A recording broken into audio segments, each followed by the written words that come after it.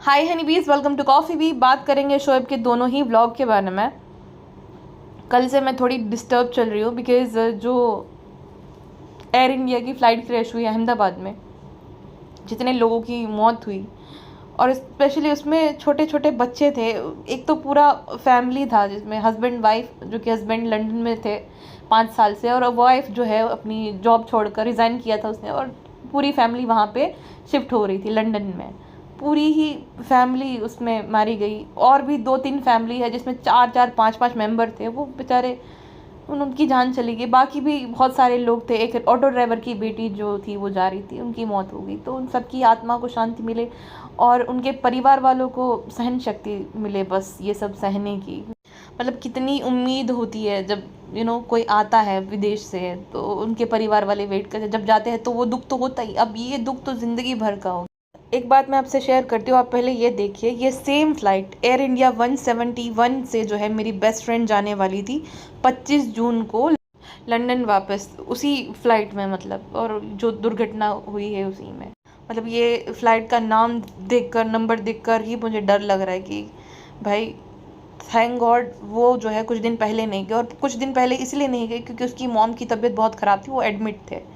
मतलब 2025 तो इतना मनहूस शुरू हुआ है, दुर्घटना पे दुर्घटनाएं हो रही है। पहलगाम का इंसिडेंट ले लो, फिर ये हो गया उस ट्रेन वाला, फिर आरसीबी की विक्ट्री परेड में जो हुआ, कुंभ मेले में जो स्टम्पेड हुआ। भाई बहुत ही बुरा साल है ये, बहुत ही बकवास। मतलब बस आगे कुछ ना हो, यही प्रार्थना करेंगे।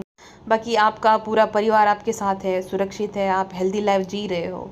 हर किसी को ना सब कुछ नहीं मिलता ज़िंदगी में, ठीक है, नहीं होता है, ठीक है, कभी नुकसान नफ़ा होता रहता है, आपको सब कुछ नहीं मिल जाता। बट आपका परिवार सुरक्षित है, आप सुरक्षित हो, आप एक हेल्दी लाइफ जी रहे हो, तो ठीक है ना। बाकी ज़िंदगी में क्या चाहिए? देखो, 3 वक्त का खाना, एक सर पे छत और साफ़ कपड़े, पानी साफ़, दैट्स इट। यही है बेसिक ह्यूमन नीड। बाकी तो फिर वो हमारी लालच है, हमारी जो वो है कि भाई ये चाहिए, ये भी चाहिए, ये भी चाहिए।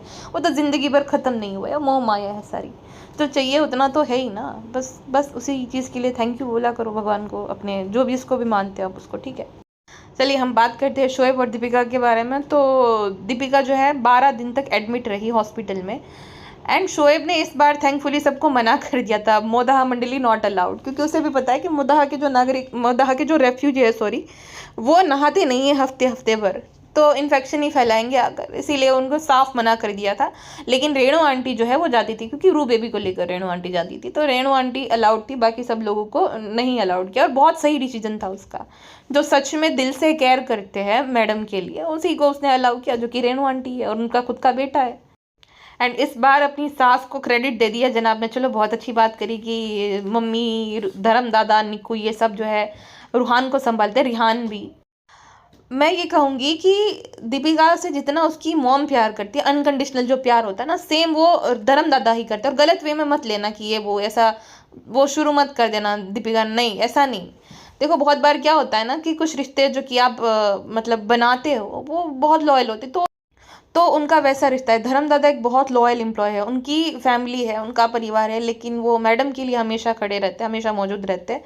इसीलिए मैडम ने जो है मास्टर शेफ में भी धर्म दादा गए थे, ना कि ये जो है मोदाहा गैंग में से कोई भी गया था। मैडम भी समझने लगी सब, लेकिन ओपनली कुछ बोल नहीं सकती ना, वो वाला सीन है पूरा।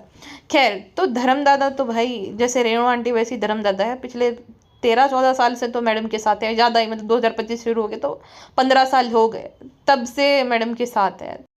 देखो, मैडम ने धर्म दादा को एक स्टेबल जॉब प्रोवाइड करी, जब वो मतलब एकदम सिर्फ वही कमा रही थी। उस टाइम पे भी धर्म दादा उनके वहाँ पे काम कर रहे थे और आज भी कर रहे हैं, तो उन्हें एक स्टेबल जॉब दी और धर्म दादा ने भाई अपनी लॉयल्टी प्रूव करी मैडम के साथ। अच्छा, मुझे लॉयल्टी से याद आया, एक वफादार कुत्ता गुटका किंग।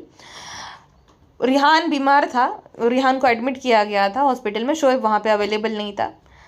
गुटका किंग के वहाँ पे ही वो जो है भालू के गंदे मैल वाले पैरों से जो टब में डालकर बिरयानी खाई थी, उसी की वजह से मुझे लगता था कि उसे कुछ इन्फेक्शन हो गया होगा स्टमक में, एंड उसे एडमिट होना पड़ा।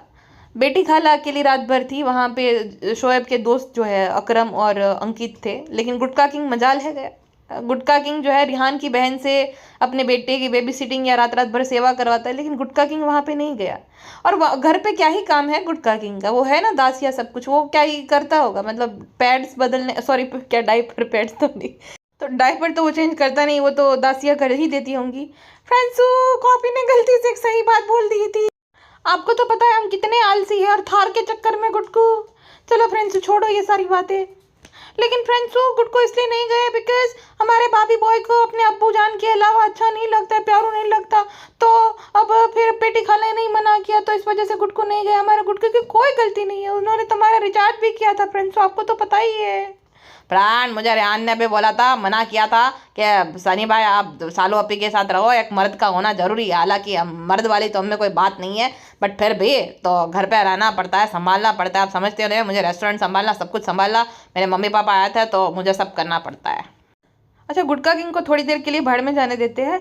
एक बात मुझे ना शोएब की समझ में नहीं आती है कि चलो ठीक है, तुम मतलब तुम है स्ट्रेस्ड हो, तुम्हें टाइम नहीं मिलता होगा, वो दिख भी रहा है कि तुम्हारे पास टाइम नहीं बाल बनाने के भी, बट ये क्लीवेज क्यों दिखानी है? ये रोड साइड लोगों वाली हरकतें क्या है कि भाई बटन खुले रखो, बटन एटलीस्ट बंद कर दो। ये अच्छा नहीं लगता, ना दिखने में अच्छा लगता है, ना ऐसे अच्छा लगता है। ऐसे सड़क छाप लोग जो रहते हैं वो ऐसी हरकतें करते हैं, अपने पूरे बटन खोल के रखना।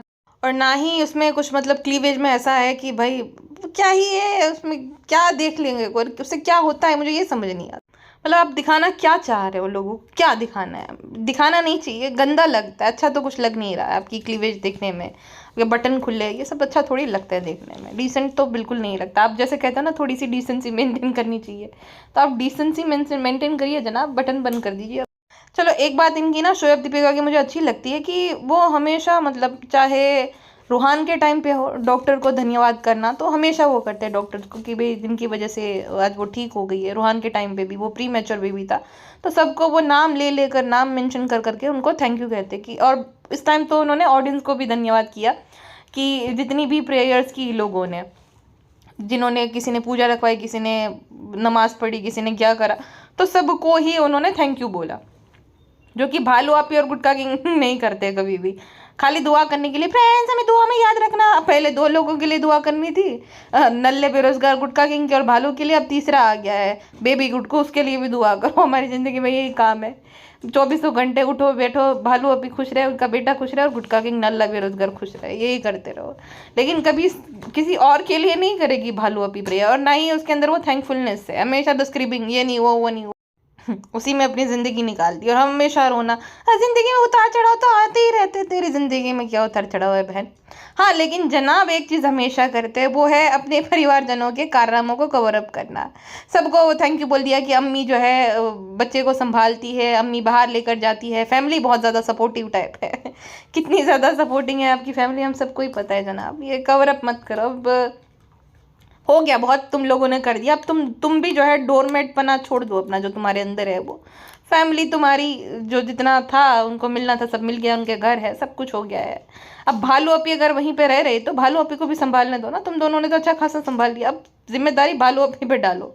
भालू अपी को पता चलेगा, जो भालू अपी 5-5 हज़ार का कवर देते हैं ना पापा को, कि पापा के पास पैसे नहीं होते, पापा के जो मेडिकल एक्सपेंसेस है वो भालू अपी को उठाने दो, तब जाके भालू अपी को समझ आ जाएगा कि खाली पैसे ही नहीं लगते, यहाँ पे भी पैसे लगते हैं।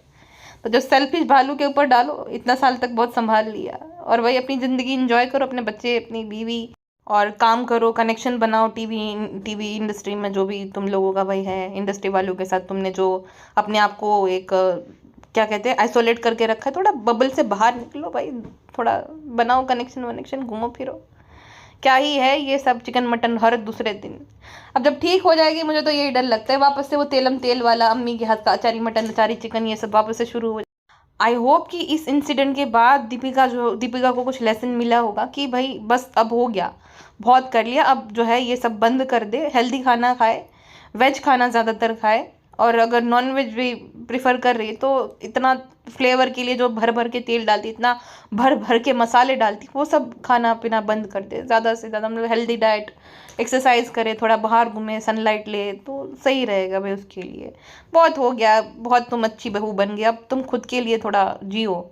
और जहाँ तक मुझे समझ आ रहा है, जो मैंने हक देखा था, जो उसने जब शर्मीली आई थी हक किया था और अपनी माँ को हक किया था, तो उसमें बहुत डिफरेंस था। तो अब जब उसने अपने साथ टाइम स्पेंड किया ना 12 दिन का, उसमें उसने सब कुछ याद कर लिया होगा, सब कुछ उसे जो है समझ आ गया अकेले अकेले रहकर। तो उसको टाइम तो इनफ मिल गया है सब समझने के लिए कि कहाँ क्या छूट रहा है एंड ऑल। और शर्मिली बेगम का समझ नहीं आता, भाई कोई बीमार है तो तुम्हें क्यों चिपकना, क्यों हक करनी है, मत करो ना, दूर से इसका हाथ, उसको हाथ पे, सर पे हाथ रखो, दैट्स इट। ये क्या चिपकना है, उससे दर्द होता है वहाँ पे, उसका वो लगा हुआ था वहीं पे चुम्मा चाटी का। अच्छा, चुम्मा चाटी से और इस सबसे मुझे एक बात याद आई, जो दीपिका को जो ड्रिप लगी हुई थी, सलाइन ड्रिप या जो भी उसे कहते हैं, गले पे, वो भी बाप रे इतना पेनफुल होता है ना जब वो निकालते हैं तब, और वो निकालने के बाद भी वो दर्द रहता है बहुत दिनों तक। मेरे ना हाथ पे लगी थी वो, एक ही बार मुझे मतलब ऐसा सीरियस मेरी तबीयत ख़राब हुई थी, और वो रीज़न ये था, मैं 10th में थी और मेरी मतलब बोर्ड की एग्ज़ाम थी, बोर्ड्स की, ठीक है। तो मेरा क्या था कि मैंने अपने आप को, मैं ऐसे मतलब दिन रात पढ़ाई करती थी, और मैं वो जो फ़ैन ऑफ करके, एसी ऑन ऑफ करके पढ़ाई करती थी ताकि मेरा फोकस उसी पर रहे। और हम लोग, हमारा जो गुजरात में घर है ना, वो मैंने बोला है ना सिटी से थोड़ा दूर है, मेरा फार्म हाउस है। तो वहाँ पे क्या है ना, बहुत सारे पेड़ पौधे सब कुछ है, पेड़ है ना, बहुत बड़े बड़े पेड़ है, आम एंड ऑल। तो उसमें ना मच्छर रहते, तो मच्छर घुस गया था और मच्छर ने मुझे काट लिया और मुझे डेंगू हो गया था। अब मेरे अंदर नहीं इतनी हिम्मत थी, लास्ट मेरा जो पेपर था ना उस दिन मेरे से लिखा भी नहीं जा रहा था, लेकिन फिर भी मैंने हिम्मत करके वो पेपर लिख दिया, और दादा दादी को मैंने बताया नहीं था कि मुझे मेरी तबीयत ख़राब है। और मेरा WBC का काउंट एकदम कम हो गया था। जैसे ही मैं पेपर देकर बाहर निकली, गेट तक पहुंची, वहीं पे मेरा BP भी लो हो गया और मुझे चक्कर आ गया, मैं गिर गई। देन फिर हॉस्पिटल मुझे लेकर गए, और भाई वो जब वो पहली बार मेरे हाथ में वो जो सिरिंज घुसाई गई थी, और भाई वो जिससे फिर वो सलाइन वगैरह चढ़ाया जाता है ना, तो वो हुआ था। लेकिन भाई रात रात में नींद उड़ जाती, इतना दुखता है वो। कभी अगर आपका हाथ इधर उधर लग गया तो कितना दुखता है, उतना दर्द होता है। तो दीपिका बहुत हिम्मत वाली है कि उसके गले में वो लगा था, मेरे तो हाथ में लगा था। और जब वो निकाल रहे थे ना, निकाला था डॉक्टर ने, बाप रे मैं इतने जोर से रोई थी, इतना जोर से। और फिर कितने दिन तक तो दुखता है वहीं पे, आपका ध्यान वहीं पे रहता है, जैसे कांटा नहीं चुभता पैर पे तो आपका ध्यान पूरा वहीं पे चला जाता है, वैसा होता है। तो गले में तो बाप रे उसे कितना दर्द होता होगा। उसकी चेहरे पे एक शिकन भी नहीं थी, वो सच में स्ट्रोंग है भाई, शिकन नहीं थी वहाँ पे, और कहीं और पे भी कुछ तो लगा था, तो वो भी निकाला। उसके चेहरे पे एक शिकन नहीं, खाली वो बोल रही थी कि मुझे दर्द हुआ था थोड़ा बहुत। भाई सच में ये बहुत स्ट्रांग लेडी है दीपिका। जब उसकी डिलीवरी भी हुई थी, C सेक्शन हुआ था, उस टाइम पे भी वो जो है कुछ दूसरे तीसरे दिन आकर बैठ कर, तभी भी उसके चेहरे पे शिकन नहीं थी, इसलिए लोगों ने ये जूम करना शुरू किया कि जो है शायद से झूठ बोल रही है, लेकिन नहीं, वो अपना दर्द दिखाती ही नहीं है। उसके दर्द होता है ना तो छुपा देती है, ऐसी है भाई। बहुत स्ट्रांग वुमेन है, हैट्स ऑफ टू हर। इसकी जगह बालू अपी होती, गुटका किंग ने तारीफ होकर पुल बांध दिया होता, प्राण बहुत सहन शक्ति वाले लड़की है, इतना सहती है, देखो इतना दर्द हो रहा है तो भी नहीं। और बालू अपी ने भी गोबर जैसा मुंह बना लिया होता। तो भाई बहुत हिम्मत वाली है, ये तो बात तो माननी पड़ेगी। थैंक यू, तुमने हमारी तारीफ की क्या? नहीं, तुम्हारी भाभी की, तुम तारीफ के लायक ही नहीं हो। तो वही है ना, ओवर रिएक्शन, ना ओवर एक्टिंग, ना चेहरे पे कोई शिकन, ना कुछ ऐसा, और ना ही शोएब की तरफ से कोई ऐसा ओवर रिएक्शन, ये सब तारीफ को पुल बांधना। तो अपना वो एक मैच्योर कपल है मतलब। अब वो पहले जैसे करते थे ना, हर छोटी छोटी चीज़ के लिए बहुत बड़ा चढ़ा, इसीलिए उनको हेट मिलता था। अब देखो, वो कोई इंसान जब अपने आप में सुधार लाता है तो उस चीज़ के लिए नहीं, कोई अननेसेसरी कोई हेट नहीं करता किसी को भी, जो कि गुटका और भालू में बिल्कुल भी नहीं है। छोटी छोटी चीज़ों के लिए तारीफों के फूल बांध देना एक दूसरे के, वो सब फालतू लगता है और गुस्सा ही चढ़ता है लोगों को देख कर, ये क्या ही है भाई। और धर्म दादा ने शायद से ये जो है ना सारी क्लिप्स रिकॉर्ड करी थी, जब वो हॉस्पिटल में सबको गुड बाय बोल रहे थे, सबको थैंक यू बोल रहे थे, नर्सिस को जब हग करके वो गुड बाय बोल रही थी। देखो वैसे तो गुड बाय बहुत ज़्यादा पेनफुल रहता है, लेकिन जो हॉस्पिटल का गुड बाय रहता है ना भाई, उससे ज़्यादा मतलब आपको खुशी कुछ नहीं होती है। मैंने बोला था ना कि मैं एडमिट थी, अब उस टाइम पे तो मैं टीनेजर थी, तो और एक टीनेजर के लिए तो बहुत बुरा रहता है जब आपके मतलब एग्ज़ाम ख़त्म हो जाए, तो क्या होता है कि वेकेशन के लिए या घुमाने के लिए पेरेंट्स लेकर जाते हैं। मेरे मम्मी पापा भी वहीं पे आ गए थे जब मैं एडमिट थी तब, तो मुझे बहुत बुरा लगता था इस चीज़ के लिए कि मेरे सब दोस्त जा रहे हैं घूमने के लिए, तो एक टीनेजर को तो क्या ही है, उसको बाहर जाना है, अपने दोस्तों से मिलना है, तो मुझे तो वो गिल्ट था कि मैं मिल नहीं पा रही, मैं भूल गई इसकी सब ऐसा ऐसा है। हाँ, लेकिन वही वही है कि आप 15 दिन तक वहाँ पे रह रहे हो।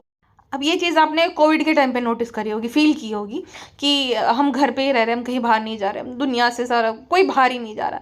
देन जब लॉकडाउन खुल गया था, तब जो खुशी हुई थी ना वैसी वाली खुशी। लेकिन हाँ, इस खुशी में ये होता है कि आप जब जा रहे हो हॉस्पिटल तब बहुत बीमार हो, आपके मतलब दर्द है एंड सब है, आप ठीक हो के जब घर जाते तो उसकी खुशी अलग होती है। और वो दिख भी रही थी भाई, जब दीपिका जा रही थी सबको हग करके कि चलो अच्छे नोट पे मतलब घर जा रही है। एंड वो जो स्मॉल जेस्चर था जनाब का, बहुत थी एक एकदम छोटी बात, लेकिन बहुत अच्छा लग रहा था कि उसकी बीवी को फ्लावर खरीद कर देना। अरे बहुत सही था, बहुत सही। और रू बेबी का अपनी मॉम को देखकर एक्साइटेड हो जाना कि मम्मा वापस आ गई। एकदम एक बच्चा होता है ना जिसे समझ नहीं आ जाता, शर्माता है, ये सब करता है कि मम्मा आ गई, मम्मा आ गई। लेकिन उस बच्चे को ये भी पता है कि मम्मा बीमार है, तो ज़्यादा वो नहीं करना कि गोद में जाने की जिद करना या कुछ भी जिद नहीं करना। नानी ने अच्छे से ट्रेन किया है भाई, hats off to Renu aunty. मैंने आपको क्या एक बात बोली थी, पापा इब्राहिम मैडम के आते क्लूलेस हो जाएंगे, हो गए ना। अब उन्हें पता है कि मैडम आ गई, आवाज़ आ रही है, मैडम खुद मिलने जाएगी। अब खुद की बेटी को तो खुद मिलने जाते हैं, लेकिन मैडम जो कि बीमारी है अभी देखा जाए तो, अभी तो भाई उसकी सर्जरी सक्सेसफुल है, लेकिन अभी भी बीमार है वो, तो वो मिलने जाएगी। पापा इब्राहिम नहीं आएंगे अपने जो है बाहर की, भाई बहू आ गई तो चलो मिलकर आते हैं। वो आग लगे बस्ती में, अंकल इब्राहिम अपनी मस्ती में, वैसा वाला सीन है। और जो लोग बोल रहे थे कि वो भाई इब्राहिम फैमिली के साथ रह रहे के, यानी कि भालू अपनी शर्मीली के साथ रह रहे के बच्चा सीखा है, नहीं। बच्चा अब उनके घर में भी तो बहुत लोग काम करते हैं, बच्चे के साथ नीचे भी खेलने जाता है। अब रिहान भी लेकर जाता है उसको मॉल, और नानी और रिहान दोनों लेकर जाते हैं बच्चे को, तो नानी की वजह से वो सीखा है। उनके साथ रह रहे कितने इंटरेक्ट करना नहीं सीखा है। अब देखो बच्चा नोटिस करता है, 2 साल का बच्चा है तो नोटिस करता है दना दादी है, फिर शीतल जो है क्या करती है, नानी कैसे क्या करती है, दादू कैसे क्या करता है, तो सब बच्चा नोटिस करता है। उसकी वजह से वो ज़्यादा इतना इंटरेक्ट करना उसने शुरू किया है, इस वजह से नहीं कि वो लोगों ने सिखाया है उनको, भाई क्या ही पड़ी है वो। भालू अपने ने तब जाके उसकी क्लिप्स दिखाना शुरू किया जब ट्रोल हो रहे थे, तो क्या उसने खाक सीखा है। हाँ शर्मिली जो है थोड़ा बहुत नीचे घुमाने लेकर जाती होंगी, बट ये बिल्कुल भी सच नहीं है कि उन लोगों की वजह से वो इतना ज़्यादा रिएक्ट करना मतलब उसने शुरू कर दिया, या इतना ज़्यादा उसने बोलना सीखा। उसने ये सब सीखा है अपनी नानी की वजह से। अब देखो इस पॉइंट पे ना अपनी माँ से ज़्यादा अपनी नानी से क्लोज है बेबी रू, ठीक है, क्योंकि उसने 2 साल में ज़्यादा टाइम तो रेणु आंटी के साथ ही स्पेंड किया। अपनी माँ से तो हर बच्चा अटैच होता है, लेकिन नानी के साथ भी बहुत ज़्यादा अटैच्ड है वो। और उसके बाद वो जो सुपर क्यूट मोमेंट मुझे लगा, तीनों मतलब माँ बेटे और पाप का यानी कि शोएब का जो रीयूनियन था, वो प्यारा जो एक छोटा सा वो रू बेबी कर रहा था, कलर कर रहा था अपने मम्मी पापा को, क्योंकि उसकी टी शर्ट में वो कलर था, तो बहुत ही सुपर क्यूट लग रहा था। एक छोटे बच्चे को मतलब अपने माँ बाप के साथ, बुरा लग रहा था ना भालू अपी के ब्लॉग में ऐसे कि भाई चाहे कोई कितना भी ध्यान क्यों न रखे, माँ बाप तो माँ बाप ही होते हैं। खैर हाँ एक बात मैंने नोटिस करी, जब शोएब ने अभिषेक का नाम लिया था, मेंशन किया था कि अभिषेक भी था वहाँ पे, तो उसको फ़ोटो लगानी पड़ी ताकि लोग ना ये ना समझे कि यहाँ पे वो अभिषेक सिंह की बात कर रहा है। अभिषेक गायब है बहुत टाइम से। मुझे याद है कुछ उसको हुआ था रात में, कुछ सीने में जलन हो रही थी, एसिडिटी हो गई थी, या तो कुछ तो ऐसा मतलब गैस ऐसा कुछ हुआ था, फिर उसे इमरजेंसी में जाना पड़ा था। उस टाइम पे जब लोगों ने उसके कमेंट सेक्शन में ये लिखा था कि तुम इब्राहिम फैमिली से दूर रहो, ऐसे कमेंट्स को वो लाइक कर रहा था और रिप्लाई भी कर रहा था। तो शायद उसी दिन से जो है कुछ तो इन लोगों में मतलब हुआ है, ना वो दिखा है और ना ही इनके ब्लॉग में आया है, और ना ही अब वो दीपिका के ब्लॉग रिकॉर्ड करता है, तो कुछ तो हुआ है। ना ये लोग मेंशन करते हैं उसको, और ना वो इन लोगों को मेंशन करता है। खैर जो भी है, एक बात मुझे अच्छी लगी कि अब शोएब ये बोला था कि अब हमें अच्छे काम करने हैं, अब भाई ज़िंदगी जो है लाइफ एकदम अनप्रडिक्टेबल है, तो जो गलतियां तुमने की है ना वो सुधार लो। मतलब कि जो तुम एक तो अनाथ आश्रम का जो तुमने बोला था कि अनाथ आश्रम में तुम कुछ डोनेशन करने वाले हो, देन तुमने उस चीज़ से तुमने पैसे तो कमा लिए, लेकिन तुमने वहाँ पे कुछ दान नहीं किया, तुमने उन्हें जो है भाई सोशल मीडिया पे बदनाम कर दिया। उन्होंने ये कंडीशन रखी थी कि भाई आपको सामान वहीं से खरीदना पड़ेगा एंड ऑल, तो भाई वो क्या ही उसमें मतलब 4-5 टका अगर कमा लिया उन्होंने तो क्या हो गया, वो सामान तो बच्चे बच्चे ही यूज़ करेंगे ना, तो ऐसा इंसान को सोचना चाहिए। अगर ऐसा हुआ भी तो ये सब चीज़ें मेंशन नहीं करनी चाहिए, क्योंकि बहुत पाप लगता है ये सब चीज़ें करके, है ना। आपने कमा तो लिया उन अनाथ बच्चों के नाम पर, लेकिन कुछ किया नहीं उनके लिए, तो ये गलत चीज़ है। दूसरी बात कि जब आप किसी को कुछ दिलाते हो, ये अगर आप अच्छे ही काम करना चाह रहे हो ना, तो ये एक नोट कर लो कि जब आप चिप्स या कुछ भी दिला रहे हो तो दिखाओ मत। चलो तुम खोल के दे दो, तुम्हें पैसे नहीं देने, खोल कर दे दो, तुम्हारी चॉइस है, बट वो दिखाओ तो नहीं। 10 रुपए की चीज़, तुम हलवा पराठा दिलाते हो तो भी वो दिखा देते हो। घर परिवार वालों के लिए हर कोई करता है, देखो बाहर वालों के लिए तुम कुछ करते हो ना तो उसे दान बोला जाता है। तो अच्छा काम कुछ कर रहे हो तो दिखाओ मत, जताओ मत, या तो तुम ब्लर कर दो, जिन्हें दिला रहे हो उनका फेस ब्लर कर दो। तो ये सब नहीं करना चाहिए। अच्छे काम अगर कर ही रहे हो तो यहीं से शुरुआत कर। बाकी बस वही बात है कि तुम्हें भी एक बात याद रखनी पड़ेगी कि देखो तुम मेंशन कर रहे हो कि हेटर इन्वॉल्व, हेटर वेटर कोई नहीं, हर कोई, चाहे जितने भी मतलब लोग हैं तुम्हें नहीं भी पसंद करते ना, उन लोगों ने भी तुम्हारे लिए प्रेयर करी थी। तुम्हारा या दीपिका का बुरा नहीं बोला इस फेज़ में, उस लाइफ के इस पड़ाव में जहाँ पे वो जूझ रही थी बीमारी से, लेकिन तुम्हें एक बात ज़रूर याद करनी पड़ेगी कि चलो ठीक है, तुम्हें ट्रोल करते हैं इंटरनेट पे, तो हर कोई ट्रोल होता है, तुम्हें ट्रोल हो रहा है तो तुम्हें बाकियों को बद्दुआ नहीं देनी कि तुम लोग तले जाओगे, तुम्हारा क्या हश्र होगा, ये सब नहीं करना है, दूसरों को कर्ज नहीं करना है। ठीक है, तुम्हें नहीं पसंद आ रहा, तुम अपने लिए स्टैंड लो, अपने लिए भाई बोलो, आवाज़ उठाओ, तुम्हारे पास पूरा राइट अधिकार है। बट किसी को श्राप देकर, किसी को धमका कर कि तुम तले जाओगे, शर्म कर लो, तुम्हारा क्या हश्र होगा एंड ऑल, ये सब नहीं करना चाहिए, कभी किसी को श्राप नहीं देना चाहिए, ठीक है ना। तो वही बात है पूरी। बाकी भाई खुश रहो तुम, और दीपिका की भी हेल्थ ठीक हो जाए और भी सुधार आ जाए उसकी तबीयत में, यही तो हम प्रार्थना करेंगे। किसी का किसी के साथ पर्सनल ग्रज नहीं है इंटरनेट पे, बस ये हेटर वेटर ये सब कुछ नहीं होता है जो तुम बोल रहे हो कि नेगेटिविटी है, वो हर एक क्रिएटर को झेलनी पड़ती है। इंडिया का जो नंबर 1 ब्लॉगर है सौरव जोशी, उसको भी झेलनी पड़ती है। अगर आप बात करो कि भाई दूसरी फील्ड में, तो बॉलीवुड वाले, क्योंकि उनका भी यही काम है ना, शोबिज़ का, तो वो भी कितना मतलब हेटेड जलते, तो हर किसी को थोड़ा बहुत तो क्रिटिसिज्म झेलना पड़ता है। तो इसके लिए पर्सनली मत लेकर जाओ कि ये वो खुद की मेंटल पीस ख़राब करते हो और बाकियों के सामने ये सब चीज़ें अच्छी नहीं लगती है। आई होप कि आप इस चीज़ में भी सुधार करोगे। बाकी जो अपने आप को आपने आइसोलेट कर रखा है, जो बाकियों से आप मिलते जुलते नहीं हो, लाइफ तो शॉर्ट है, तो भाई जिन जिन के साथ आपकी जो हुई है उनके साथ सुलह कर लो, सुलझा लो और अपना काम करो अच्छे से भाई। Best of luck, all the best. अभी के लिए बस इतना ही, मिलते हैं नेक्स्ट पॉडकास्ट में। अपना ध्यान रखिएगा, bye bye. And when I am saying अपना ध्यान रखिएगा, अब तो दीपिका आ गई ठीक होके, तो आई जल्द मिनट, ओके।